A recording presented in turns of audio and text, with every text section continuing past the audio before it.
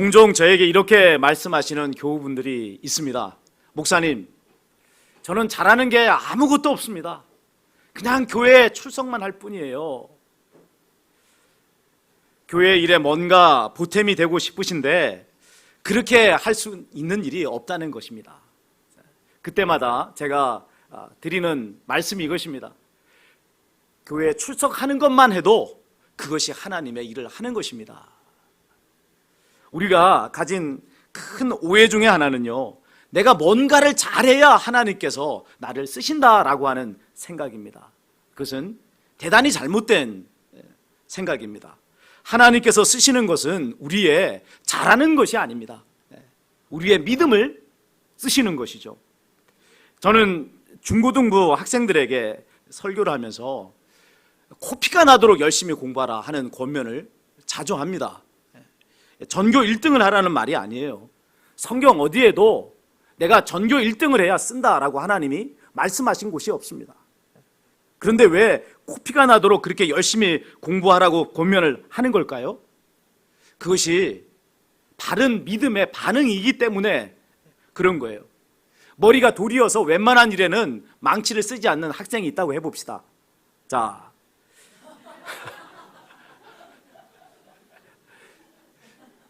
코피가 나도록 열심히 공부해도 이런 학생은 거의 성적이 오르지를 않아요. 그런데도 코피가 나도록 공부를 해야 되는 게 맞는 거예요? 맞습니다. 왜 그렇게 공부하라고 말합니까?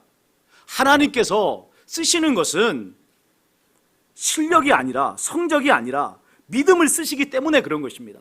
비록 내가 공부를 잘할 가능성이 없다 할지라도 전능하신 하나님을 믿고 최선을 다할 때 하나님께서는 그 믿음을 통해서 역사하신다 이 말이에요. 원종수 권사님이라는 분이 있습니다. 이분은 서울대 의대를 수석으로 졸업을 했어요.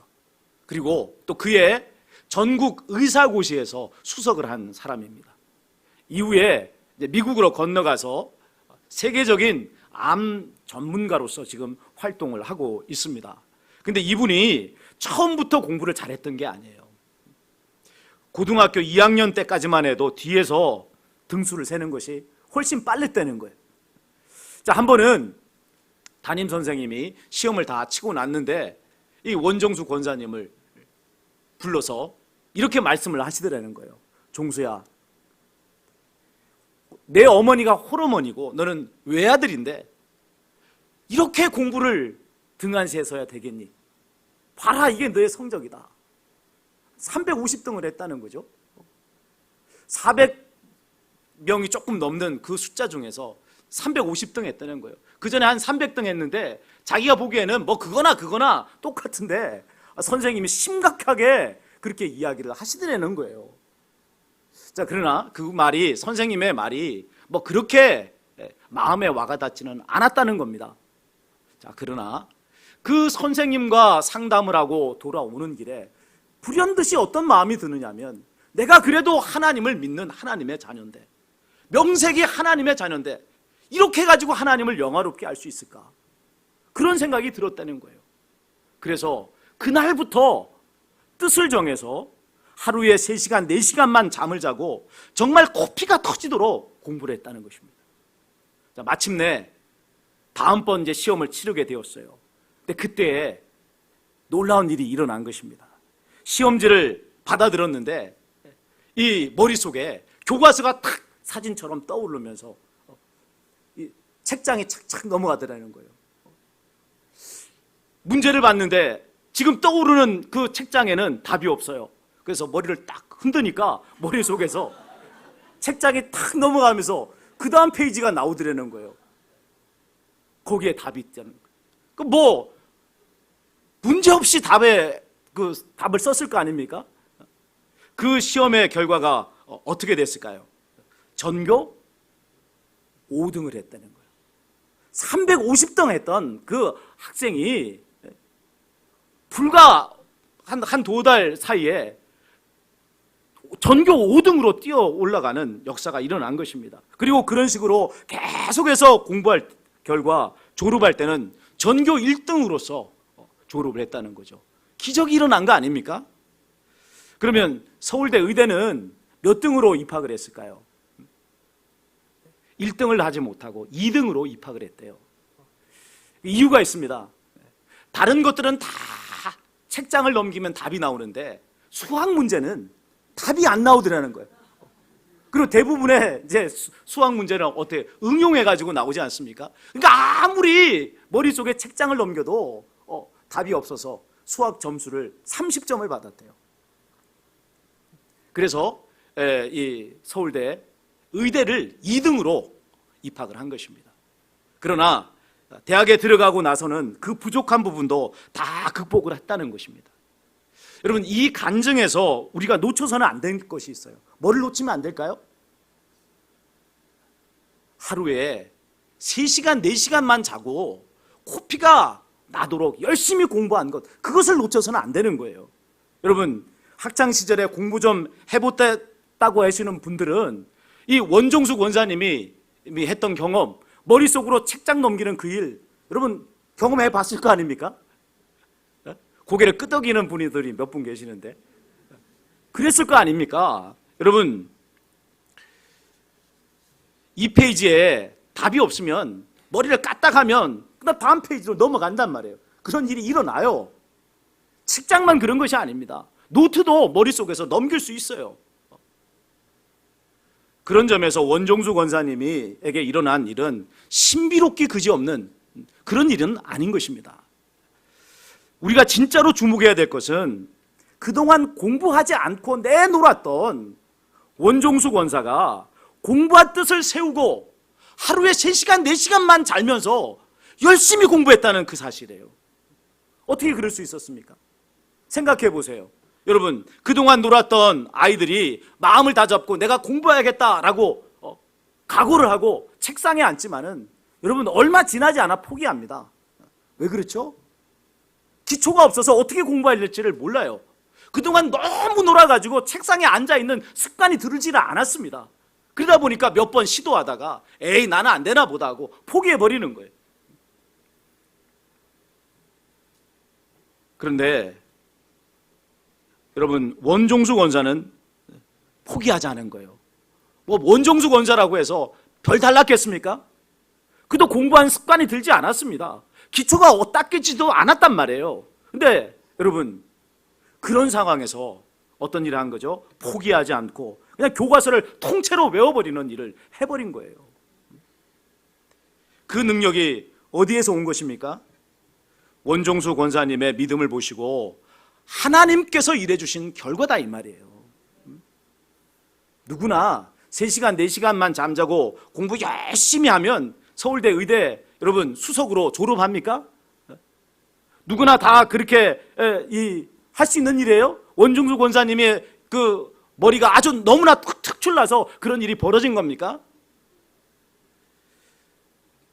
하나님께서 원종숙 원사님의 믿음을 귀하게 보셔서 그 믿음을 통해서 일하신 결과다 이 말이에요. 어떤 믿음을 쓰신 겁니까? 내가 하나님의 자녀인데 이렇게 해서 하나님을 영화롭게 할 수 있느냐는 거예요. 내가 공부를 통해서 하나님을 영화롭게 해보겠다고 하는 그 믿음을 하나님은 귀하게 보신 거예요. 오늘 본문은요, 모세 어머니의 이야기입니다.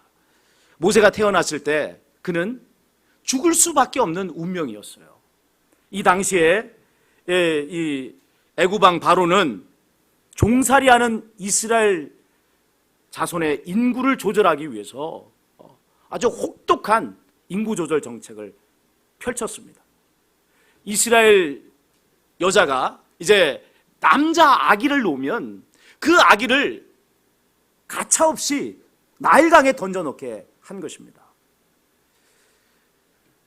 애굽왕 바로가 이렇게 강력한 인구 조절 정책을 시행한 것은 이스라엘 자손을 영원히 자기의 종으로 삼기 위해서 그런 것 아닙니까? 그리고 그 배후에는 사탄이 자리하고 있었던 것은 말할 필요가 없어요. 사탄은요, 하나님께서 이스라엘 자손을 가나안 땅으로 데려가기 원하시는 거 알고 있었단 말이에요.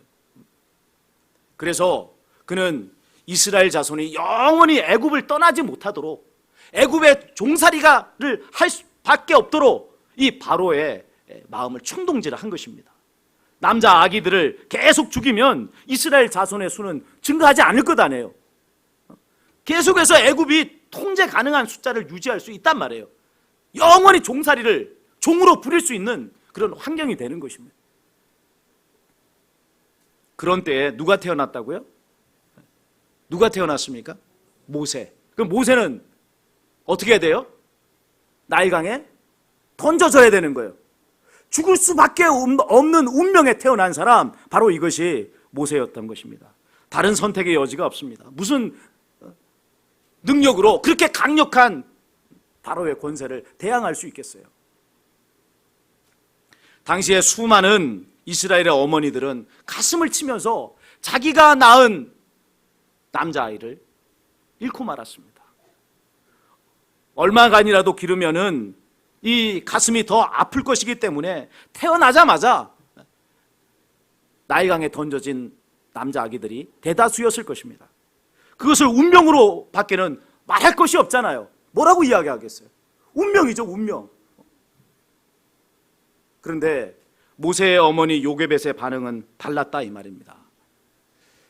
그의 아들을 통해서 하나님께서 이스라엘을 구원하실 것이라고 하는 소망을 품었어요. 현실을 보면 말이 안 되는 것이죠. 그러나 요게벳은 하나님의 약속을 믿었고 하나님의 전능하심을 믿었습니다. 바로가 이스라엘의 남자 아기를 죽이는 이유가 뭐 때문이죠? 인구가 많아져서 이 이스라엘의 남자 아기를 통해서 출애굽을 할 것이 두려웠기 때문에 남자 아기들을 죽인 것 아닙니까? 그렇다면 이런 상황에서 요게벳이 할 수 있는 믿음의 반응이 무엇이겠어요? 하나님을 믿고 이 바로의 권력에 복종하는 것을 거부하고 하나님을 앙망하는 것입니다. 하나님을 믿고 그 바로의 그 역사에 불복종하는 것이죠. 애굽 바로가 만들어 놓은 운명이라고 하는 이 틀을 인정하지 않는 거예요. 하나님께서 내 아들의 운명을 인도하시리라. 그런 그것을 믿었습니다. 여러분, 과학 문명이 발달한 오늘날도요, 사람들은 여전히 사주라고 하는 걸 봐요. 그죠? 네? 결혼할 때도 남녀가 서로 사랑하면 되지. 무슨 사주가 무슨 소용이 있습니까? 사랑해서 결혼하면 되는 거 아니에요? 사랑 안 하면서 사주 맞는다고 결혼시키는 건 또 뭡니까? 여러분, 그래서 사람들은 과학 문명이 발달했다고 하는 이 시대에도 사주를 본다 이 말이에요. 이사 갈 때도 손 없는 날 택해가지고 그냥 비싼 값을 주고서 그렇게 이사합니다. 묘지를 이장할 때도 여러분 날을 잡아서 이장하는 것을 봅니다. 왜 그렇게 합니까? 그렇게 하지 않으면 탈이 난다 이 말이에요. 팔자라고 하는 이 운명의 틀 속에 갇혀서 살고 있는 것입니다.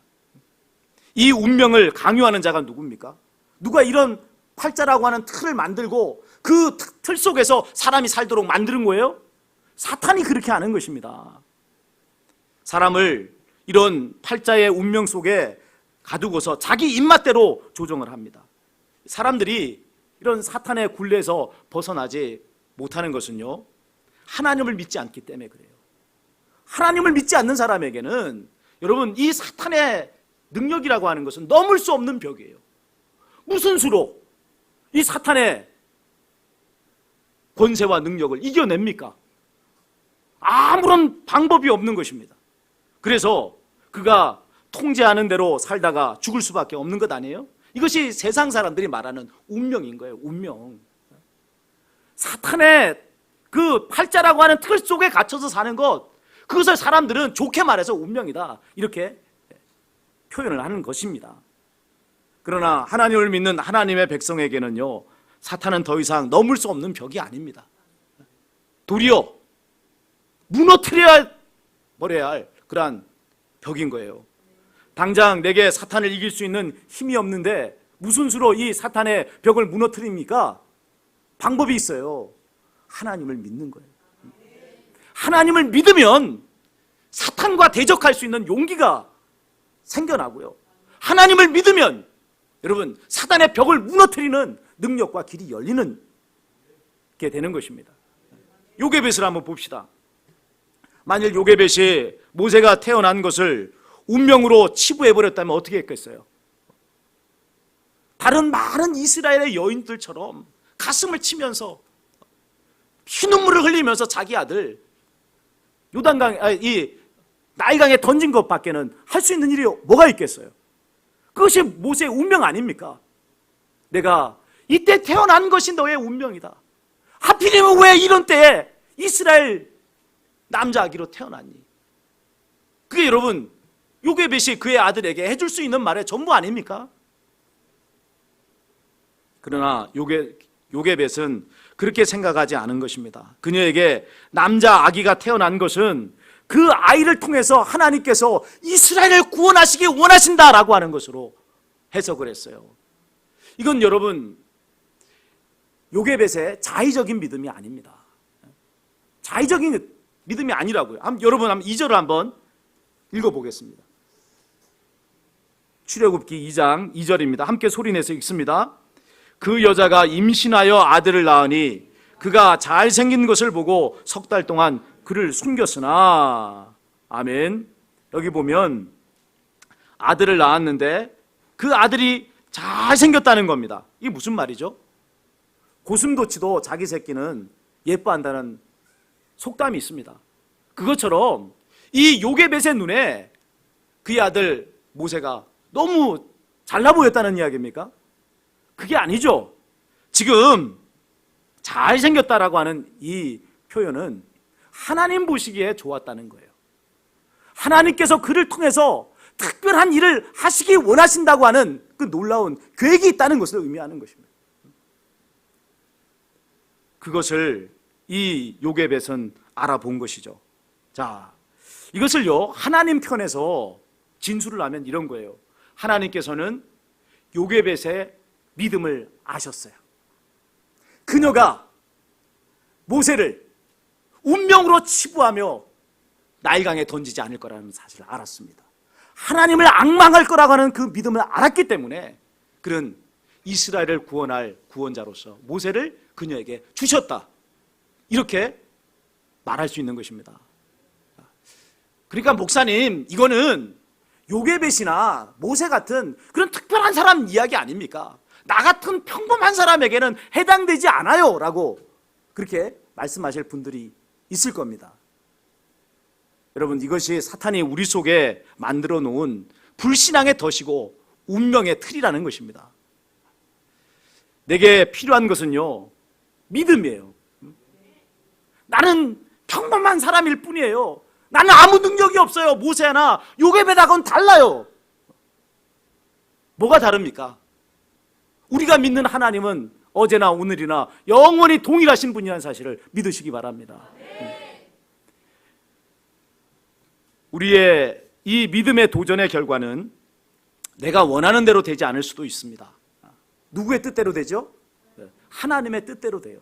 그러나 그 이루어진 일의 결과가 내 뜻대로 되지 않는다 할지라도, 하나님의 뜻대로 된다 할지라도 그 이루어진 일의 결과는 언제나 내가 생각했던 것, 내가 계획하고 목표했던 것보다 훨씬 좋고 놀랍다는 사실을 여러분 아시기를 바랍니다. 하나님이 어떤 분이세요? 전능하신 분 아니에요? 하나님은 우리를 가장 좋은 길로 인도하시는 분 아닙니까? 그러기에 여러분, 지금 당장 내가 눈에 보기에는 그 결과가 원하는 것대로 나오지 않았다 할지라도 여러분, 그 일은 내게 최고의 그런 열매를 맺기 위한 결과라는 사실을 아셔야 한다는 것입니다. 자, 다시 요게벳을 한번 봅시다. 그녀가 3개월 동안 모세를 숨겨서 키운 후에 더 이상 숨길 수가 없었습니다. 자, 그래서 모세를 갈대 상자에 담아서 나일강에 띄웠어요. 자포자기하는 심정으로 그렇게 한 것이 아닙니다. 이제는 더 이상 이 아이를 키울 수가 없으니 하나님 알아서 하세요 하고 집어 던진 게 아니단 말이에요. 하나님께서 일하실 것을 믿었기에 요게벳은요 자신이 할 수 있는 최선을 다했습니다. 바로 왕의 공주의 동선을 파악해 두었고, 그리고 또 그녀가 나일강에 와서 목욕하는 그 시점을 딱 택해서 갈대 상자를 띄웠어요. 뿐만 아니라 7살 된 모세의 누인 미리암을 미리 배치해 두었다가 이 바로 왕의 공주가 모세를 건지게 되면 즉각적으로 달려가서 이렇게 말하게 했습니다. 이 아이를 젖먹일 수 있는 히브리인 여자 유무를 데리고 오리까? 그렇게 말하게끔 만들어 놓았어요. 여러분, 어떻게 이렇게 치밀하게 준비할 수 있었을까요? 일이 진행된 모습을 보면 이 요게벳이 예상했던 그 순서대로 다 진행된 거 아닙니까? 한치의 틀림도 없이 그대로 이루어졌어요. 하나님께서 요게벳에게 이렇게 저렇게 하라고 일러주셨기 때문에 그런 겁니까? 아니에요. 하나님을 믿었기에 그녀는 자신이 할 수 있는 최선을 다했습니다. 그리고 하나님께서는 이 요게벳의 믿음을 보시고 그녀를 축복하셔서 그녀가 소원하는 바가 이루어지도록 이를 행해 주신 거예요. 아무리 여러분 요게벳이요 치밀하게 준비했다고 해봅시다. 그러나 여러분 바로 왕의 공주의 마음이 움직이지 않았다면 모세는 살 수 있습니까? 살 수 없습니까? 살 수 없잖아요. 근데 놀랍게도요 바로 왕의 공주의 마음이 여러분 강력하게 움직여집니다. 한번 6절을 한번 소리내서 읽겠습니다. 6절이에요. 같이 읽습니다. 열고 그 아기를 보니 아기가 우는지라 그가 그를 불쌍히 여겨 이르되 이는 히브리 사람의 아기로다. 뭐라고 말씀하고 있어요? 갈대 상자를 탁 열었더니만 거기에 모세가 엥 하고 우는 거예요. 그것을 볼 때에 이 바로 왕의 공주의 마음에 불쌍히 여기는 마음이 불같이 일어난 것입니다. 강력한 모성애가 그렇게 격동을 한 것입니다. 이런 일을 요게벳이 일으킬 수 있어요? 요게벳이 이런 사람의 감정조차도 주관할 수 있습니까? 아니단 말이에요. 오직 하나님만이 왕의 마음이라도 보에 물대듯이 주관한다는 사실을 여러분 믿으시기 바랍니다. 아무리 사람이 계획할지라도 그 일을 이루시는 분은 하나님이라고 했어요. 사람의 생사화복을 사람을 죽이는 권과 살리는 권력이 이 왕에게 있는데 그 왕이 격동해서 사람을 죽이게끔 하시는 이도 하나님이시오. 그 마음에 이 죄인을 불쌍히 여겨서 그를 살리게 할 수 있는 마음의 감동을 주실 수 있는 분도 하나님이에요. 농부가 물을 댈 때 자기의 임의로 볼을 만들어서 물을 대는 것 아닙니까? 그것처럼 하나님께서는 사람의 마음, 왕의 마음일지라도 보에 물듯이 주관하실 수 있는 것입니다. 바로는 이스라엘 자손을 영원히 자기의 종으로 삼기 위해서 이스라엘 남자 아기를 죽이는 강력한 인구 조절 정책을 펼쳤지만 그의 딸 바로 왕의 공주가 모세를 지킴에 모세는 죽지 않고 살 수가 있었습니다. 그리고 끝내는 이스라엘을 출애굽시키는 그런 출애굽의 지도자로 쓰임을 받은 것을 우리는 알게 되는 것입니다. 사랑하는 여러분, 하나님께서 쓰시는 것은요 우리의 실력이 아닙니다. 요게벳이 기가 막히게 갈대 상자를 만든 실력이 있어서 그래서 모세가 산 거예요? 아니면 그녀가 너무나도 치밀하게 계획을 세워놓았기 때문에 그래서 모세가 산 겁니까? 아니란 말입니다. 핵심은 그녀의 믿음에 있었어요. 요게벳은요 하나님의 전능하심을 믿었습니다. 이스라엘 백성을 향한 약속의 말씀과 그리고 이스라엘 백성을 향한 하나님의 사랑을 철저하게 믿었단 말이에요. 그랬기에 그녀는 모두가 포기하는 그 자리에서 포기하지 않고 자신이 할 수 있는 최선을 다한 것입니다. 여러분 하나님을 믿으면요 모두가 포기하는 그 자리에 포기하지 않게 되어 있습니다. 최선을 다해서 내가 할 수 있는 일을 하게 되어 있는 것입니다. 오늘도 하나님은 동일하게 일하십니다. 우리의 실력을 사용하셔서 하나님이 일하시는 것이 아니라 우리의 믿음을 쓰시는 것입니다. 우리의 삶의 판이 흔들릴 때, 도저히 내 힘으로는 넘을 수 없는 그런 벽에 부딪힐 때, 여러분 우리가 가져야 될 것이 뭐냐면 믿음이에요. 믿음. 좌절하지 마시라고요. 낙심하지 마시고 운명이거니 라고 여러분을 설득하지 마시라는 말입니다. 혹 연세 드신 분들 가운데는 이 말씀은 뭐 젊은 사람들에게 해당하지, 나는 이제 내 인생 이제 정리해야 될 때야 라고 생각하실 분이 있을까 해서 한 번 더 말씀을 드리겠습니다. 그게 여러분 불신앙입니다. 모세가 하나님 앞에 부름을 받고 쓰임을 받은 나이가 몇 살이죠? 몇 살이요? 80이란 말이에요. 80에도 그는 하나님의 부르심 앞에 아멘으로 나갔기에 여러분 하나님께서 그를 쓰신 것 아닙니까? 모세의 그 80의 그 연약한 몸뚱어리를 쓰신 거예요? 하나님, 나는 이제 애굽 말도 제대로 못하는 그런 사람입니다 하는 그렇게 어리버리한 그의 말솜씨를 쓰신 겁니까? 아닙니다. 하나님께서 모세를 들어 쓰신 것은 그가 가진 믿음을 쓰신 거예요. 하나님께서는 하십니다. 하나님께서는 구원하실 것입니다. 하나님께서는 우리에게 승리를 주실 것입니다. 이 사실을 모세가 믿었기에 하나님은 그 믿음을 통해서 역사하신 것입니다.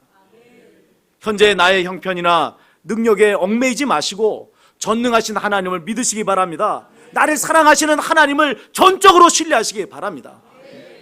현실의 벽에 부딪혔습니까? 그 현실의 벽이야말로 오늘 내가 믿음을 발휘해야 될 절호의 기회라고 하는 사실을 아시고 힘차게 믿음으로 나가시기를 바랍니다.